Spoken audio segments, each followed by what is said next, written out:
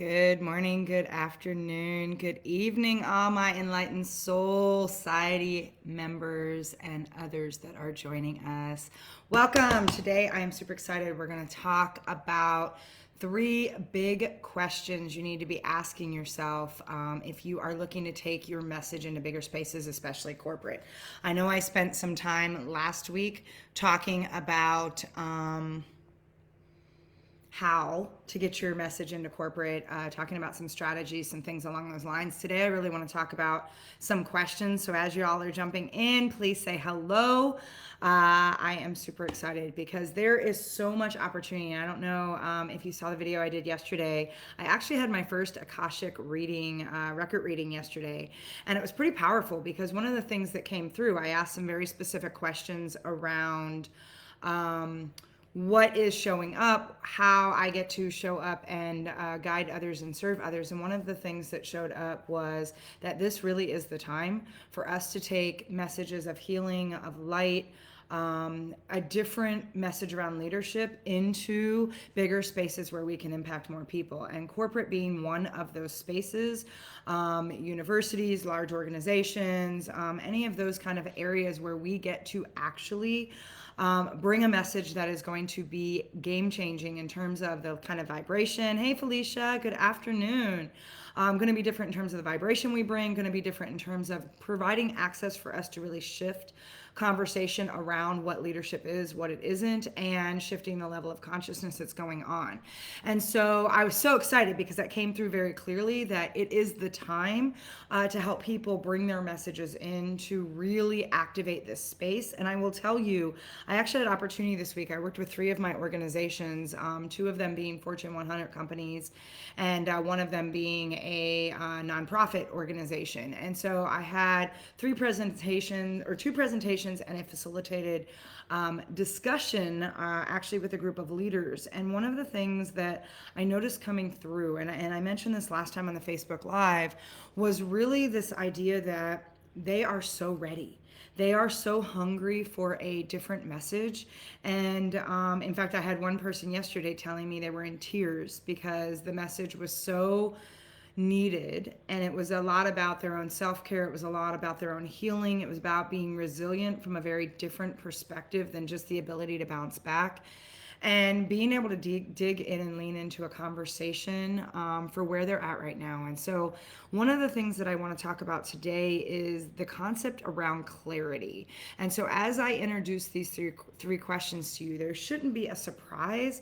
However, they are in the space of creating real powerful clarity around what your opportunities are and how you can start to access and bring that forward. Hey, Keisha, great to see you on here. Those of you jumping in, say hi. Would love to see you. Please, let me know you're here. I want to acknowledge that you are showing up and participating in this conversation. Also, if you have questions as I go along, I would love for you to put those in the chat. I want to make sure that I'm giving you the information that's going to be relevant because I truly believe that for all of us right now, there is such an opportunity. And so when I talk about clarity, when I talk about we need to be much more clear about what we're bringing to the table, who we want to work with, and how we can access that, the first question I want you to think about is in the space of the who.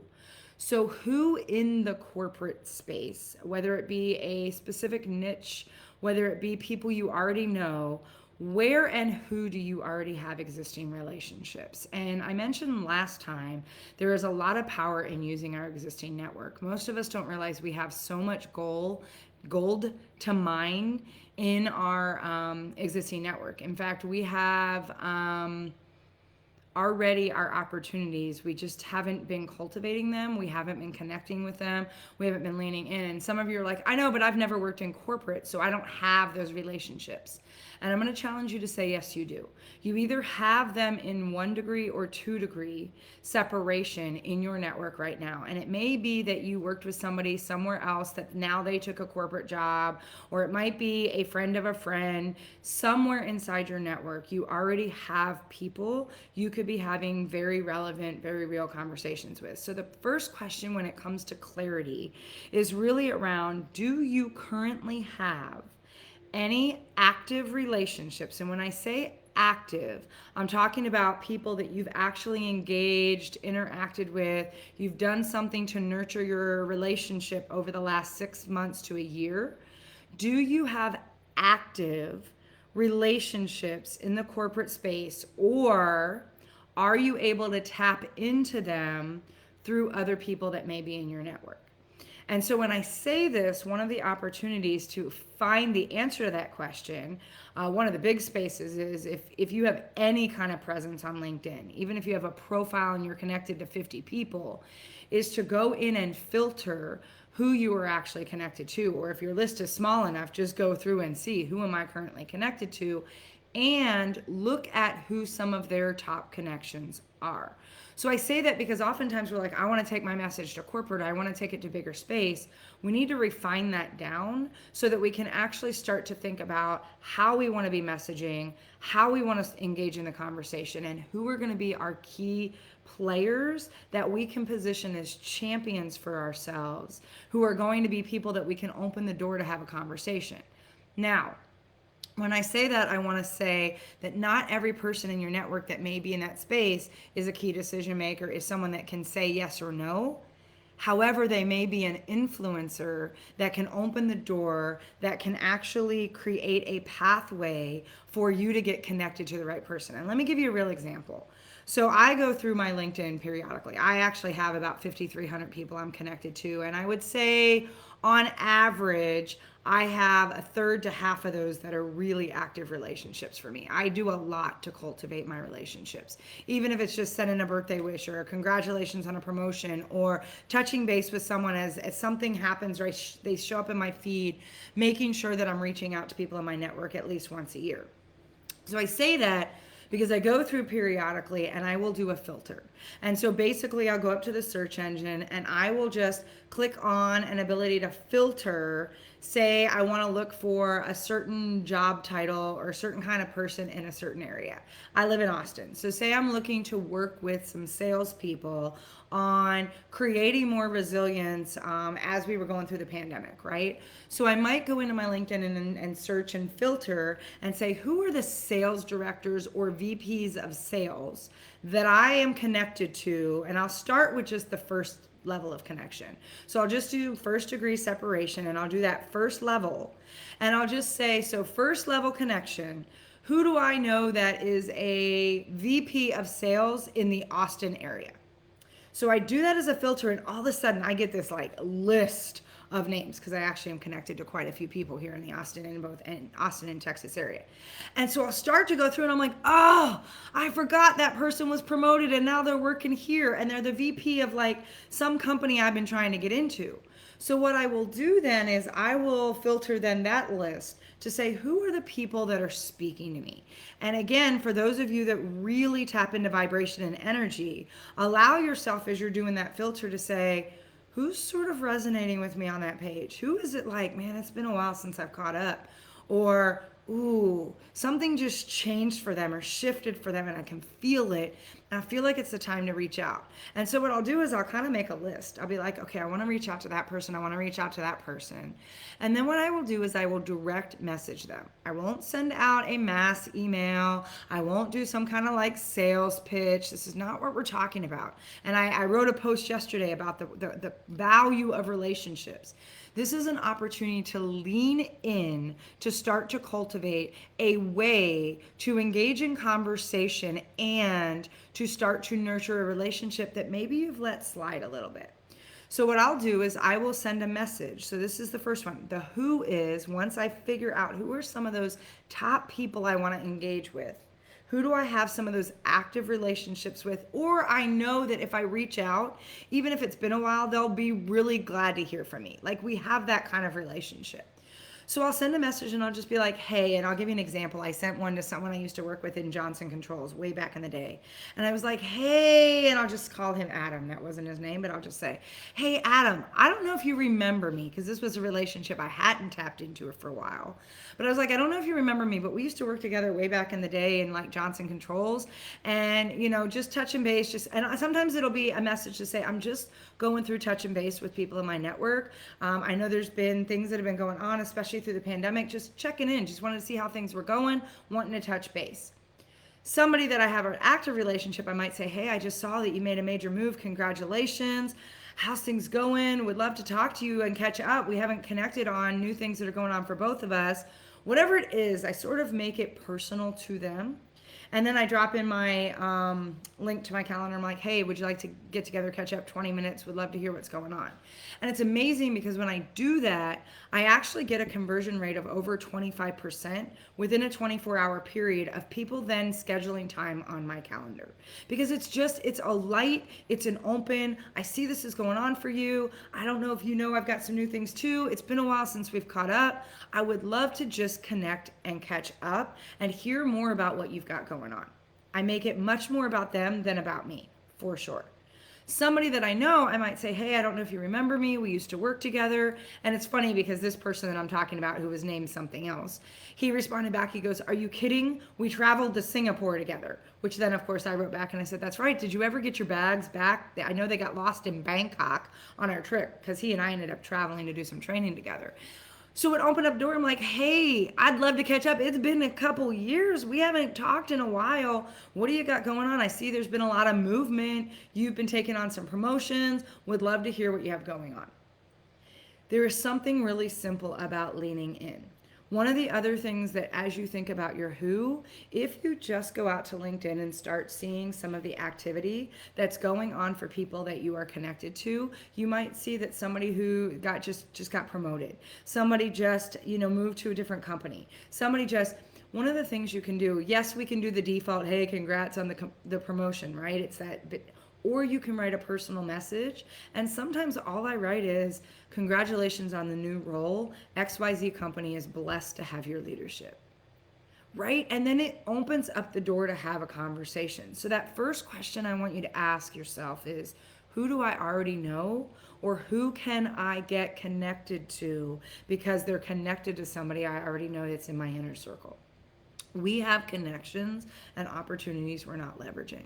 And so it's about clarity and leverage. And I want you to think about the opportunity of working your network. It's going to require 20 to 30 minutes a day going into LinkedIn and seeing the activity that's going on, commenting on somebody's thread. I just had somebody who I shared a message from a chief human relations officer. I don't know.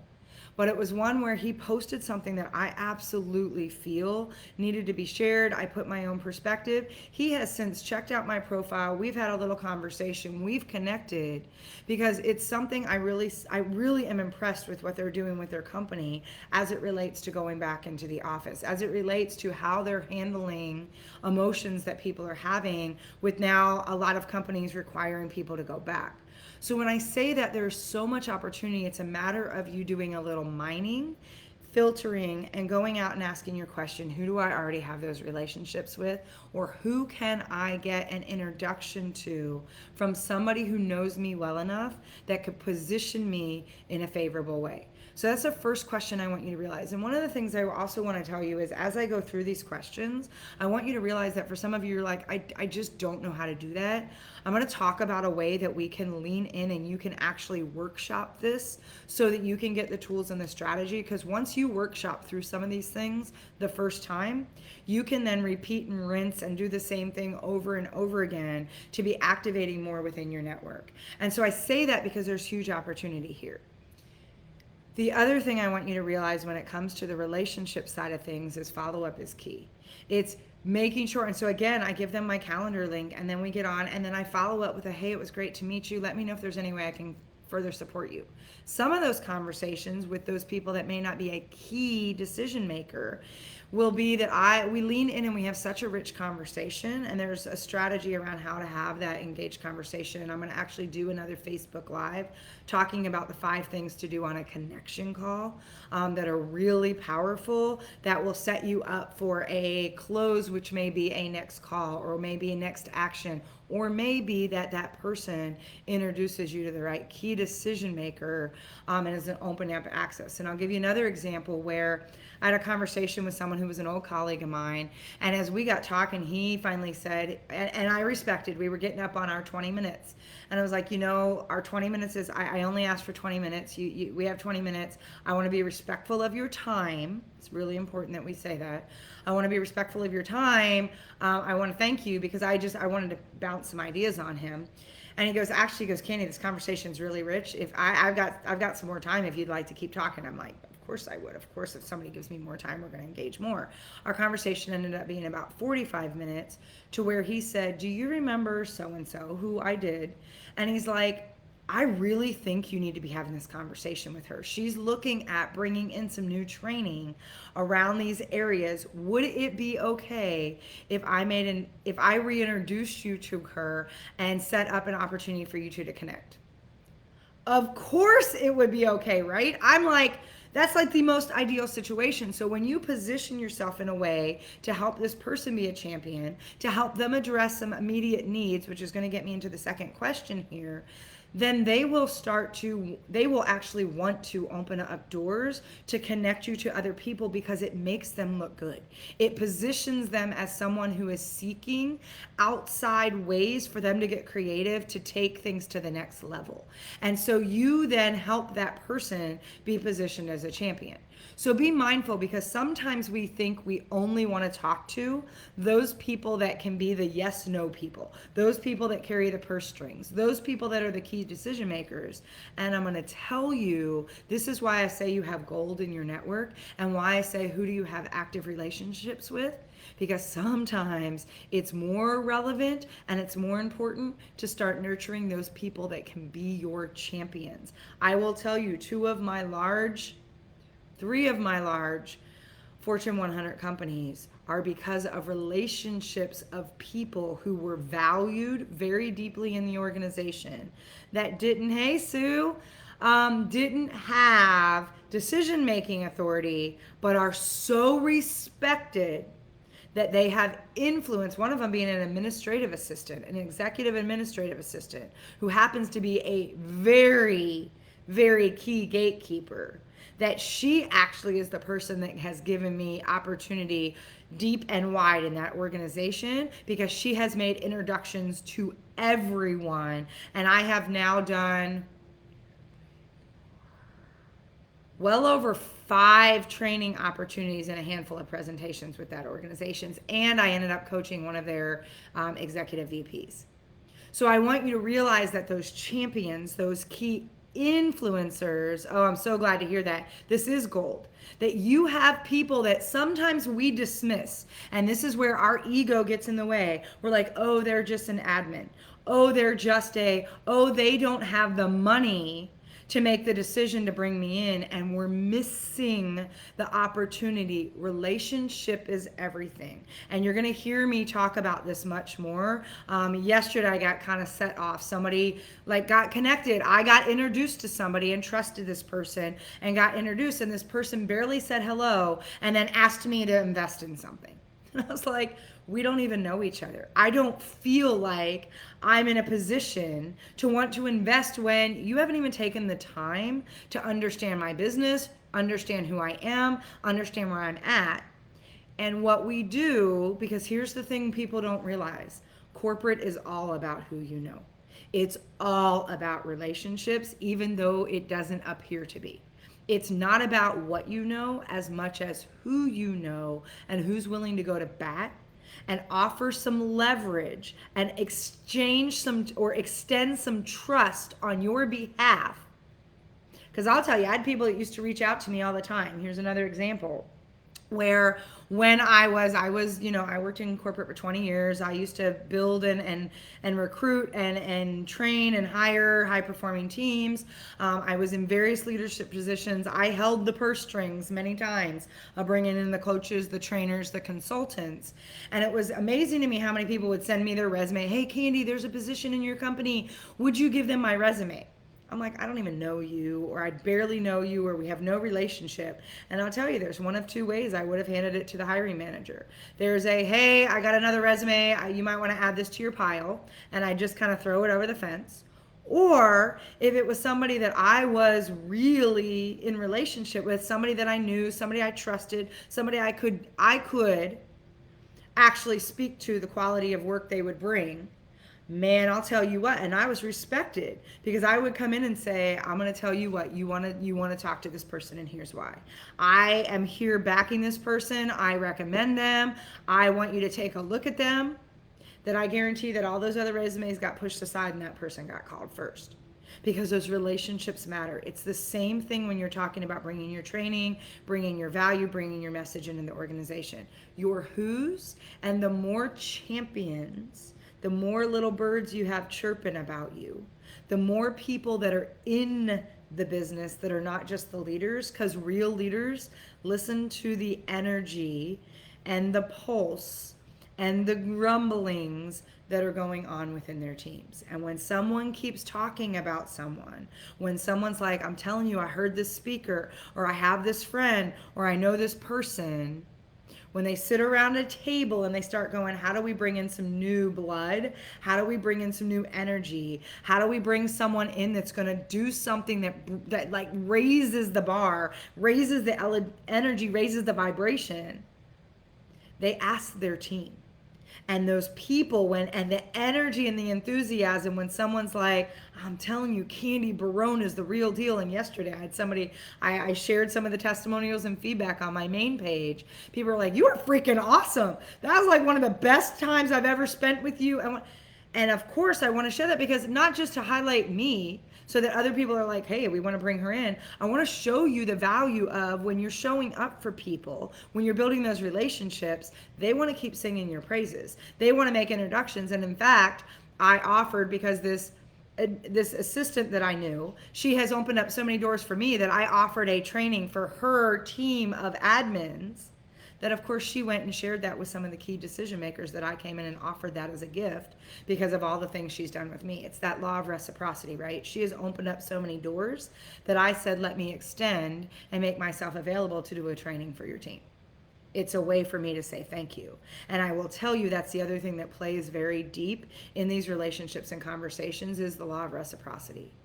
Are you putting yourself in a position to give back for those that are? And sometimes for me, it's sending a book that really inspired me to one of my champions, saying, I think you might really like this.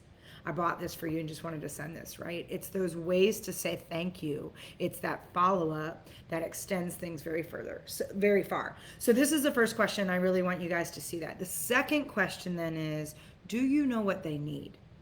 And I'm going to tell you, this isn't as complicated as it sounds. Most people are like, I don't even know what they need. First of all, if it's a company you're really interested in, you should be doing your research and going out and seeing what their key executives are speaking about, seeing what their press releases look like, seeing what, is being posted on LinkedIn by key members of their organization, looking at their language. You can go out to their website and see what their key pillars are. You will start to get a sense of what do they need based on how they're showing up and what they're talking about. They will position themselves, even though they won't say, hey, this is where we're struggling, they tend to talk about the things that are top of mind for them. The other thing I will tell you is there are also some common themes going on, and I discussed this last time. There are common themes in light of what's happened over the last 15, 18, 24 months with a pandemic, with social injustice, with things that are happening, that there's a real need for tools and strategies on how to have courageous conversations, how to navigate and deal with grief in the workplace, how to deal with women's issues such as infertility and menopause and needing to have to homeschool or work from home and balance, self-care. There is a need for courageous conversations around what do we do with those that are vaccinated versus those that are not? How do we encourage people to come back to the office or allow them to still have flex time? How do we manage that? What do we do with that? How do we deal with stress and anxiety because it's an all-time high? Not to sound depressing, but when you look at the statistics, the numbers on, the divorce rate, the suicide rate, and the abuse rate are skyrocketing right now. So the opportunity for, and I just had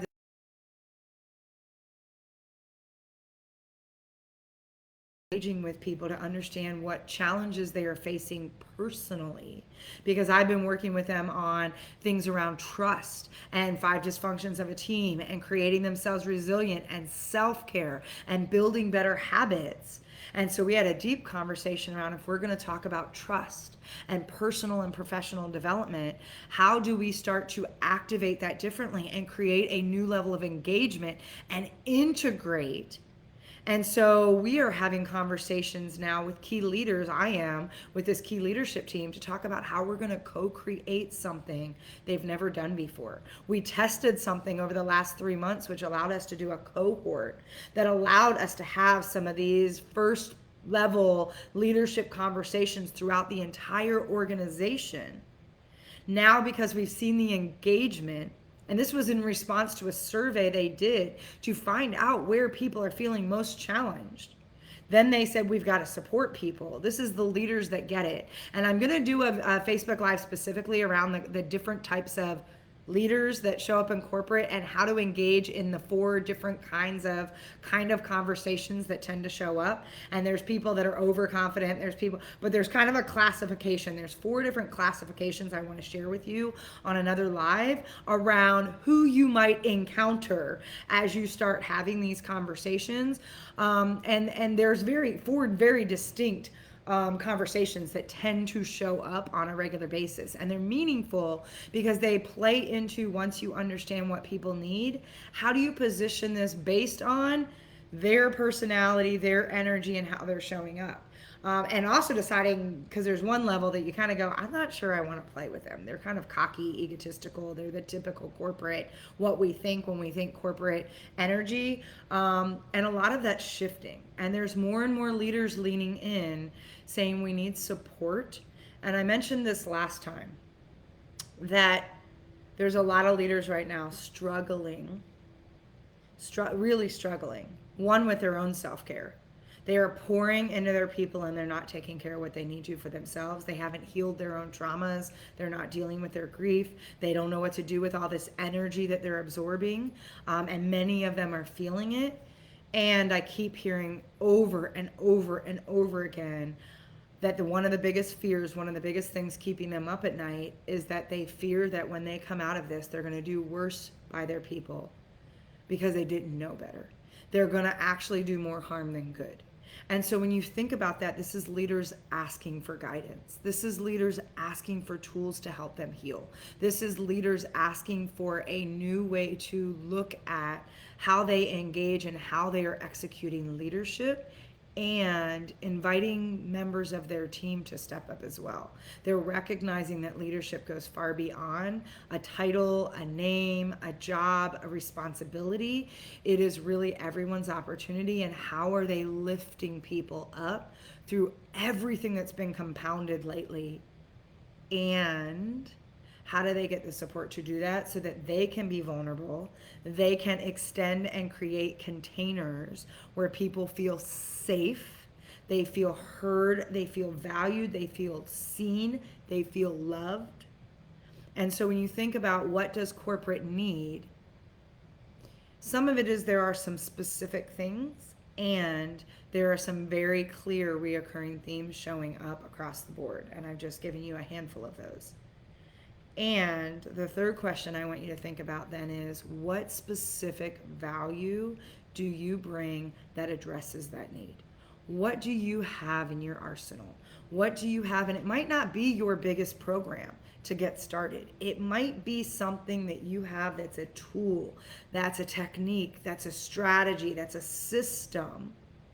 What do you have that can meet them where they're at, to open the door to address a very real need, stress, fear, opportunity that they have right now that can help you start to build and cultivate a relationship? We keep thinking sometimes we want to take our biggest thing, we want to go to the biggest stage. Oh, I love that, Keisha. So I want you to think about that, right? We think, oh, it's got to be main stage. I got to have their whole organization, and I want them to buy into my biggest, no, you got to meet them where they're at. And it might be that you start with a small, isolated sales team where you're working with 8 to 12 people, or maybe 20.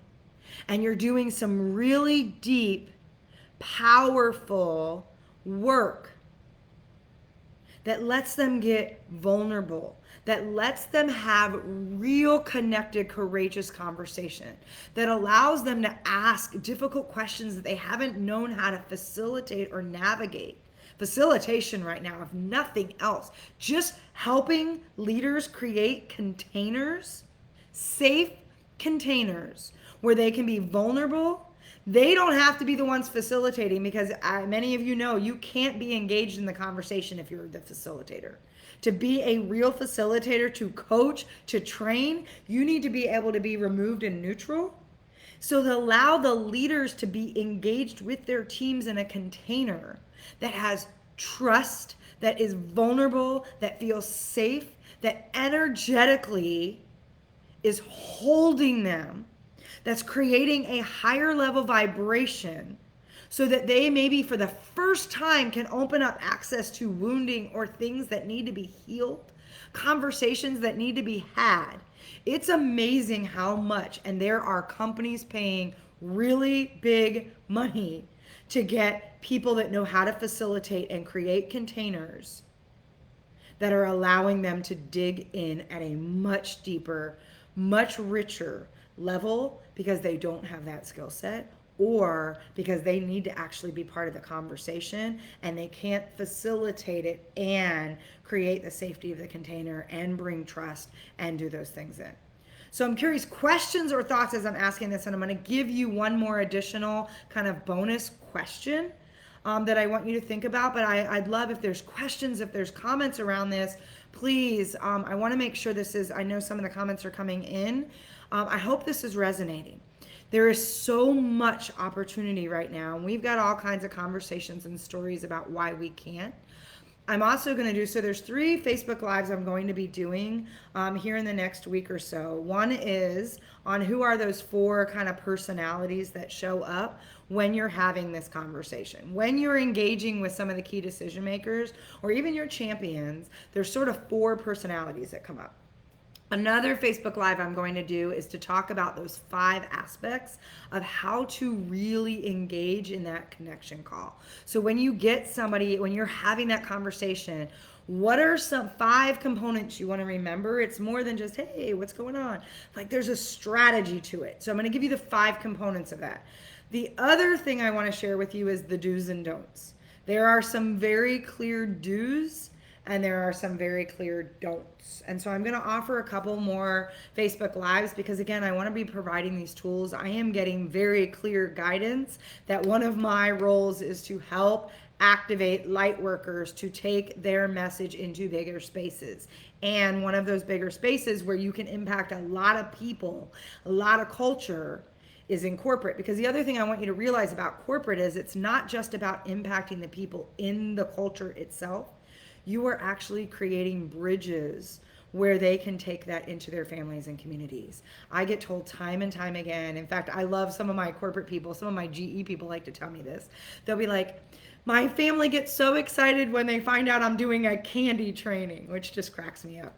And they're like, because I've never ever brought any of the training I do at GE ever back into my environment, into my home. But every time you do a training, I have to share with them what we talked about. And I want to, and like, I'm having different conversations with my 13-year-old daughter, or I'm finally available to listen to my wife, or I'm available for my husband. And it's like changing the dynamic that my family wants you to know that anytime you're in town, you have a seat at our dinner table because we'd love to invite you over. That's the kind of messages I get, because it's a different message than what they're used to, and it's one they need, and it's one they actually end up activating in conversations with their family. So talk about opportunity to heal traumas and wounds, and opportunity to bridge new consciousness and raise leadership. It's from the ground up. We get to bring this into our children through the mouths of those that are hearing it. So not only are you impacting those who are in corporate, I guarantee you have the messages they're going to bring into their family and communities. So for me, that actually touches my heart much more than the corporate space itself. It's the fact that that message is being carried into the areas where it matters most. And so I say that because the fourth question I want you to think about is, what is your system or the steps for how you would deliver that value in that space? And while you would not be necessarily having all of this in your first conversation, the clarity of knowing that before you go in is key, because it helps you guide the conversation. It helps you navigate and ask the right open-ended questions. It helps you bring the energy to create alignment around what's possible. And I know for many of you, you're like, I have no idea where or how to start that. And so again, I have been called to once again activate a space where we can workshop this. And so I have an incubator that is going to launch mid-July, so next month, in a couple, like 3 weeks, where it is a 6-week incubator. We will actually be able to do deep work together, 2 hours each week, where we will be workshopping. I will be sharing tools. We will be going through the actual steps. You will get assignments throughout the week to actually activate that workshop that we go through. And I will also be gifting you my entire corporate playbook. That is a 7-module training system I built that will support what we workshop, so that you not only will get to do it, roll up your sleeves, dig in, be in it, work through an actual like connection you want to create. You also will get the full, like all the way through A to Z, how do you engage and do this. You will get all the tools, templates, and you get my entire program. If you are interested in that, just put in the comments, and I will be posting this as well. Just put crack the code, because this is your opportunity to learn how to crack the code. Just put crack the code in the comments, and I will reach out to you and share all of the information. This is for people that are really ready to level up how they're bringing their message to bigger organizations and into corporate. This will serve you if you're trying to get access to corporate, nonprofits, large organizations, the military, which I actually am doing a training in August for the Army. I'm super excited about. And universities, large universities. This strategy, this format, I use this for all of those. And it is an opportunity to access more and to bring your message into bigger spaces. So if you are interested in learning more about the incubator, just put crack the code in the comments, let me know, or message me directly so that I can give you the information and the logistics of how that's set up. We are going to do deep work. This is for people that want to really do the work. And the reason that this is calling to me, I know the summer isn't always, oh, Keisha, awesome, I will send you a message. Really understanding that not always ideal to be doing these kind of things in July, people take vacations, whatever, and the need for our messages is so powerful right now. It is so needed.